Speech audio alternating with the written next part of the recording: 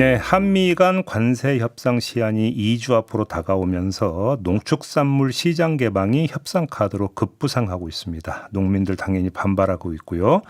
어제는 국회 농해수위 소속 여당 위원들이 기자회견을 열고 정부의 관세 협상 방침을 비판을 했는데 이 자리에 함께했던 임미애 더불어민주당 의원 모셨습니다. 관련 이야기 좀 나눠보겠습니다. 어서 오세요. 네, 안녕하세요. 네, 본론 들어가기 전에 네. 좀 청문 장국이니까 네. 궁금한 게 송미령 장관이 있잖아요. 네. 청문회 이분은 유임이기 때문에 청문회 안 하는 거예요? 어떻게 되는 거예요? 청문회 과정이 절차가 없습니다. 없는데 네. 지난번에 임명이 될 때 보니까 청문 보고서를 채택하지 않았더라고요. 윤석열 정부 때. 네. 그래서 이번에 그런 상태에서 저희가 그냥 넘어갈 수 없다라는 문제 제기를 제가 해놓은 상태고요. 오. 왜냐하면 윤석열 정부의 농정 방향과 네. 이재명 정부의 농정 방향은 확연히 다르거든요. 네. 그러면은 장관 후보자로서 정상적이었다면 예. 청문 절차를 거쳤어야 되는 거 아닙니까? 예. 그런데 예. 유임이다 보니까 절차가 생략이 되는 건데 예. 지난번에 이제 보고서 채택이 안 됐으니까 이번에 다시 한번 국민들한테 정상적인 청문회는 아니라 하더라도 그와 유사한 과정은 거쳐야 된다라는 문제 제기를 해놨고 오. 예, 아마 저는 진행이 될 거라고 봅니다. 그러면 이제 그 농해수위에서 청문회에 준하는 네. 어떤 농정에 대한 어떤 소신이나 정책 확인을 해야지요. 방향을 묻는 이런 네, 과정이 네. 좀 있을 것 같다. 네. 전재수 해수부 장관 후보자 청문 경과 보고서는 채택이 됐습니까? 어제 저희가 원래 채택을 하기로 했는데 합의 다 했고요. 근데 회의가 자꾸 미뤄지더니 결국은 저희가 채택을 못했습니다. 이게 계속 미뤄진 이유가 송원석 원내대표가 일단 스탑 하지 마 이렇게 그래요? 예, 모든 그 상임위에 대해서 그래서 저희가 어저께 채택을 못했고요. 쟁점이 있었던 것도 아니고 청문회 과정을 지켜본 모든 국민들은 뭐 당연히 무난하게 임명이 되지 않겠느냐 이렇게 얘기를 했는데 네. 어제 아마 제가 볼 때는 송원석 그 원내대표가 이 문제가 없는 장관 후보자의 경우도 전체적인 그 뭐라 그럴까 장기판에 장기돌 두듯이 네. 한꺼번에 뭔가를 전략적으로 선택하려고 하는 그런 수가 부상 중이 아닌가 이런 생각이 듭니다. 낙마 카드를 끌어내기 위해서 다른 뭐 그런 경우도 일단 봅니다. 일단 갖고 있어야 그러니까 쥐고 있어야 된다 이런 판단을 했을 가능성이 있다. 그래서 저희가 어제 정회를 해놓은 상태에서 계속 협상을 진행했는데 협상에 응하지 않고 그래서 저희 오늘 처리를 하자라는 의견이 의원들 사이에선 굉장히 많은데요. 오늘 지켜봐야 될 것 같습니다. 알겠습니다. 어떤 상황이 좀 궁금해서 여쭤봤고요. 본론으로 들어가야 될 것 같은데 여한구 통상교섭본부장이 대미 협상 타결을 위해서 농산물 분야의 전략적 고려가 필요하다. 네. 이런 요지의 발언을 했습니다. 일단 좀 총평을 좀 듣고 싶은데요. 이런 접근법 어떻게 평가하세요? 굉장히 놀라웠어야 어떤 점에서요? 통상교섭본부장이면 미국을 설득하고 협상에 나서야 할 사람이 왜 시작하기 전에 대한민국 국민들을 설득하고 협상하려고 하지? 이런 생각이 좀 들었습니다. 매우 부적절한 그 발언이 아니었나라는 생각이 좀 들고요. 그 전체적인 기조를 보면 협상을 시작하기 전에 협상 대표가 협상할 여지를 충분하게 열어놓고 시작하려고 하는 그 뉘앙스가 풍겨서 좀 의심스러웠습니다. 이렇게 해서 제대로 된 협상이 이루어지겠느냐. 또다시 농산물이 그러니까 농업이 희생되는 것 아니냐. 뭐 이런 우려들을 국회뿐만이 아니라 농민들도 상당히 많이 하고 있습니다. 그러면 지금까지 지금 농해수위 소속 그 집권 여당 민주당 의원들한테 이게 농축산물 좀 개방이 불가피할 것 같다라는 어떤 이야기라든지 구체적인 계획이라든지 이런 게 공유가 된 바가 전혀 없었습니까? 아니 그런 것과 관련된 이야기는 전혀 없었고요. 단지 저희가 이제 보고는 받고 있었습니다. 아, 그래요? 예, 지금 협상이 어떻게 진행이 되고 있는지 구체적으로 미국의 요구가 무엇인지 이런 얘기들에 대해서 보고는 받았는데요. 네. 이게 굉장히 보고 과정에서 협상이라는 게 워낙 민감한 내용이다 보니까 네네네. 대외비가 너무 많고 네. 저희한테 공개되지 않는 내용들이 많아서 저희가 정확한 그 정황을 파악하기는 굉장히 어려움이 있었다라는 말씀을 드리고 보고 내용도 제한적이었다. 네네. 그러다 보니 추측에 의한 뭐 이런 이야기들이 좀 많았고요.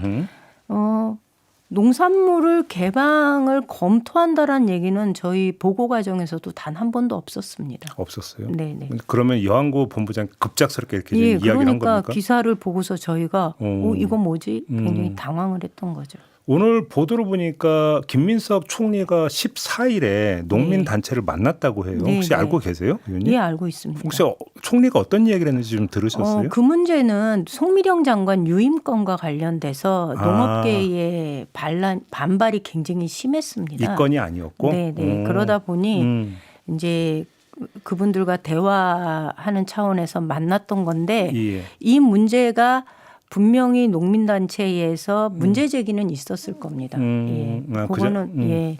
충분히 짐작이 가능한데 네. 그것과 관련돼서 어떤 이야기가 오고 갔는지에 대해서는 저희가 확인하지 못했습니다. 알겠습니다. 아무튼 지금 세세하게 좀 나오고 있는 보도를 기준으로 네. 하는 이야기인데 지금 소고기 같은 경우는 지금까지는 이제 30개월 미만의 소고기만 지금 수입하게 돼 있잖아요. 네. 근데 이거를 좀 이제 푸는 것 아니냐 이런 이야기 좀 검토가 되고 있다고 하는데 네. 어떻게 평가를 하십니까? 이게 정부에서 검토가 되는 것과 예. 미국 측이 요구를 한 것은 서로 다르게 좀 보면 좋을 것 같습니다. 미국 측이 요구를 한 건 분명합니다. 예, 그리고 저희가 30개월령 미만으로 수입을 하자라고 처음에 얘기를 했던 건 기억하실 텐데요. 광우병 그렇죠. 예, 사태 때문에 2008년 이후에 수입을 결정할 때 30개월령 미만만 하자 이렇게 된 그렇죠. 거였거든요. 그리고 이거를 풀어달라고 얘기를 하면 이 미국 입장에서도 이걸 좀 시장에 어떤 영향을 끼칠까를 미국도 좀 면밀하게 봐야 되지 않을까. 이게 과연 한국 내에서 긍정적인 효과만 있을 것인가를 한번 미국도 살펴봐야 된다는 얘기가 내부에서도 좀 나오고 있습니다. 이게 농민단체의 네. 반발 수준을 넘어설 수가 있다. 네, 이게 이런 게 있습니다. 이제 30개월령이 풀리게 되면 어떤 시장에 어떤 영향이 있냐면요. 지금 국내에 들어오는 소고기는 30개월령 미만인데 정육, 소위 말하는 고기가 들어옵니다. 그렇죠. 예. 그러니까 많은 사람들이 수입 소고기라 하더라도 안심하고 예, 이 소고기를 소비하는 거고 그러다 보니까 대한민국은 미국하고의 관계에서 미국 소고기 중에 가장 많은 양을 수출하는 나라가 한국인 거거든요. 네네네. 그런데 30개월령이 넘게 되면은 네. 분쇄육, 소위 가공육이 들어오게 됩니다. 가른 것까지. 간 거예요. 그러면 예를 들면 이제 햄버거의 패티에 들어가는 그렇죠, 거. 그렇죠. 지금은 고기가 들어와서 이것을 여기서 가공해서 패티로 집어넣는 건데, 예, 그게 이제 가공 분쇄된 게 이렇게 들어오는 거거든요. 그럼 여기 뭐가 섞였는지 알 수가 없는 알 거네요. 수가 없죠. 그러면 국내에서 예. 이게 끼치는 영향은 어쩌면 이거는 한국 농가의 문제가 아니라 농민의 문제가 아니라 소비자의 건강과 안전에 관한 문제가 되기 때문에 네. 이것이 어떤 영향을 끼칠지는 미국도 잘 들여다보고 판단해야 된다 생각합니다. 만약에 미국이 강하게 그럼에도 요구를 하더라도 이건 받으면 안 된다 이런 입장이실까요? 정리를 하면? 이게 그러니까 소고기 시장에 끼치는 영향이 굉장히 크기 때문에 농가의 반발이 굉장히 크고요. 그래서 가급적이면 저는 이거를 받아서는 안 된다라는 입장인데 사실 트럼프라는 사람을 우리가 예측하기 어려운 인물이어서 예. 이걸 지렛대 삼아서 협상을 끌고 가려고 한다면 과연 한국 정부가 이것을 버텨낼 수 있을 것인가 하는 우려가 있는 건 사실입니다. 네네. 그런데 이게 뭐 분쇄육, 가공육이 들어오는 것뿐만이 아니라 소위 말하는 부산물이 또 들어올 수 있거든요. 그렇죠. 예, 부산물이 내장이라든지 예. 이게 양이 굉장히 많습니다. 예. 그리고 부산물 처리와 관련해서는 한국 내에 그 처리 시설이 제대로 정비되어 있다거나 그 뭐 절차나 과정이 이렇게 잘 정비되어 있는 게 아닙니다. 그래서 만약에 이런 일이 불가피하게 벌어진다면 한국 내의 부산물을 이게 처리하는 시스템도 전면적으로 손을 좀 봐야 하는 상황입니다. 근데 이제 그 이명박 정부에서 이게 촛불 시위로까지 이제 나타났던 이유는 그 이유 가운데 하나는 이게 국민관광과 직결되는 건데 국민한테 단 한 번의 어떤 사전 설명도 없이 네. 미국에서 덜컥 합의를 하고 와가지고 일방적으로 통제하는 게 말이 되는 거냐 네. 이런 거였잖아요. 네, 네.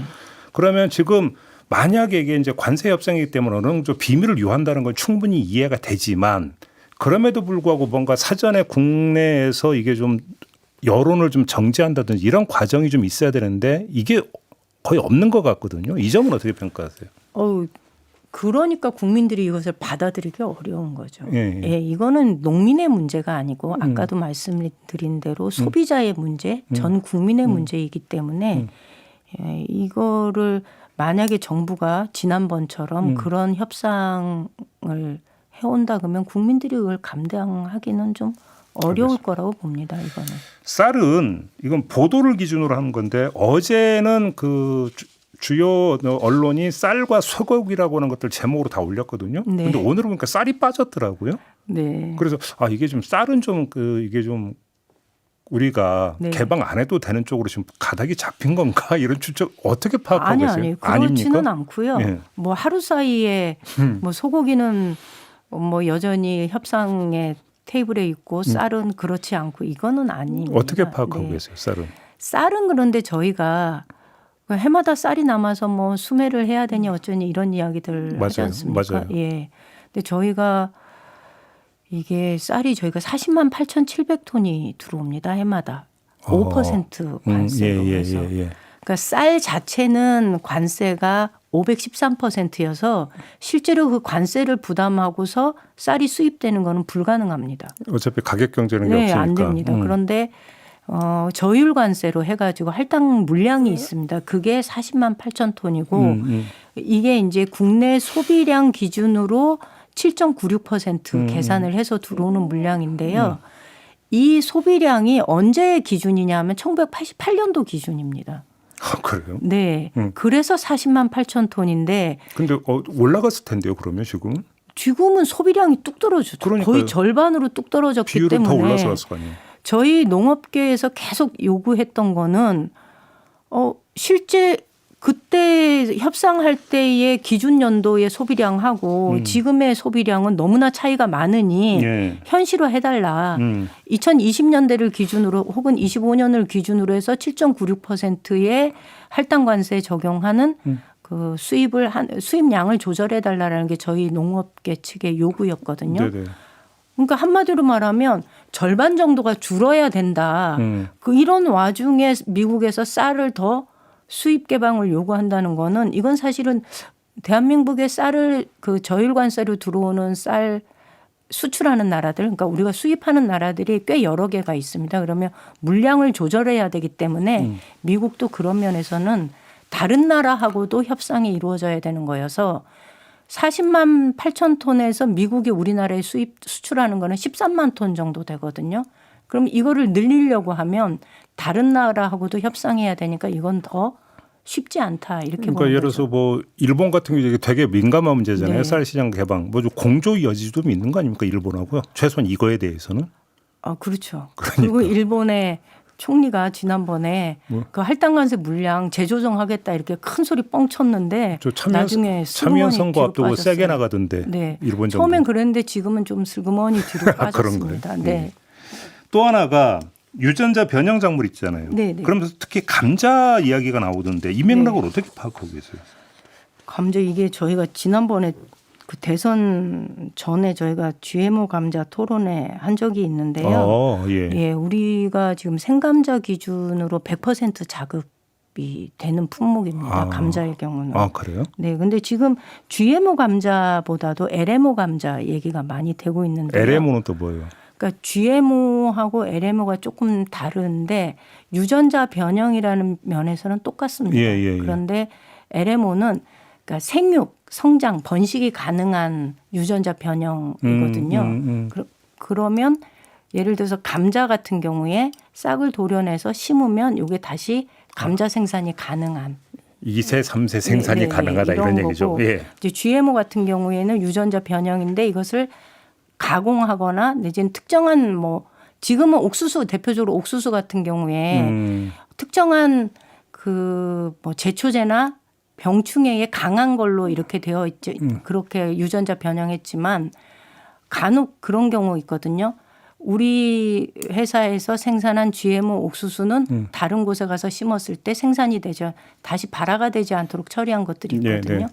그다음에 가공식품 이런 것들이 이제 GMO 식품인데요. 저희 이 문제는 논의는 하고 있는데 지금 이 LMO든 GMO든 들어왔을 때 국내 생태계에 끼치는 영향이 굉장히 크기 때문에 시장을 넘어서 생태계에, 예, 생태계에 끼치는 영향이 크다라고 봅니다. 대표적으로 그러니까 새로운 병이 유입될 가능성이 많죠. 사과 같은 경우에 과수 화상병이 작년 재작년에 급속도로 퍼졌거든요. 맞아요. 이게 미국에서 들어온 그랬나요? 병입니다. 이게 묘목이 들어오면서 들어온 병입니다. 그래서 저희가 어떤 거든지 간에 들어올 때 종자나 이런 식품이 들어올 때 주의해야 될 거는 국내 생태계에 끼치는 영향을 가장 우선적으로 고려합니다. 알겠습니다. 뭐 여기에다가 이제 뭐 저기 사과니 블루베리니 어떤 또 이제 그 과일 이 얘기도 있던데 뭐 시간이 없어서 그것까지 좀 여쭤보긴 뭐하고 좀 종합을 해서 좀 마지막 질문을 좀 드려야 될 것 같은데 그러면 하나하나를 다 살펴도 이걸 지금 우리가 받기는 힘들다, 받으면 안 된다 이런 입장이실까요? 저희는 불가피하게 받아야 하는 경우도 있을 거라고 봅니다. 그런데 보시고. 아까 말씀드린 대로 사과의 경우도 이게 저희 식물 검역 단계가 수입을 신청한 나라들이 많습니다. 그런데 검역 단계가 굉장히 깁니다. 그만큼 우리는 국내 그 생태계를 보호하기 위한 목적으로 검역 단계를 가지고 있기 때문에 그것을 충분하게 검증한 후에 수입 문제가 거론되어야 된다 이렇게 봅니다. 지금 농민단체 반발이 상당히 거세던데 이게 지금 농민단체 설득이 가능할까요? 어떻게 보세요? 쉽지 않죠. 이거는. 왜냐하면 이렇게 협상을 해서 실제로는 상생기금 조성해서 피해본 농업을 지원하겠다라고 대기업들이 상생기금 조성하겠다고 했지만 실제로 기금 조성도 되지 않았고요. 그랬어요? 예, 농산물을 개방하는 조건으로 국내의 다른 제조업들이 수출로 인해서 큰 돈을 벌었지만 그로 인한 피해는 농업계가 입었는데 그것에 관한 지원은 대기업들이 약속을 지키지 않았기 때문에 농민들은 이 문제에 있어서 더 이상 양보는 없다라고 하는 게 입장입니다. 알겠습니다. 이후 진행 상황이 뭐 좀 궁금한데요. 나중에 다시 한번 인터뷰 부탁드리고 오늘은 좀 이렇게 마무리해야 될 것 같습니다. 고맙습니다, 의원님. 네, 고맙습니다. 임미애 더불어민주당 의원이었습니다.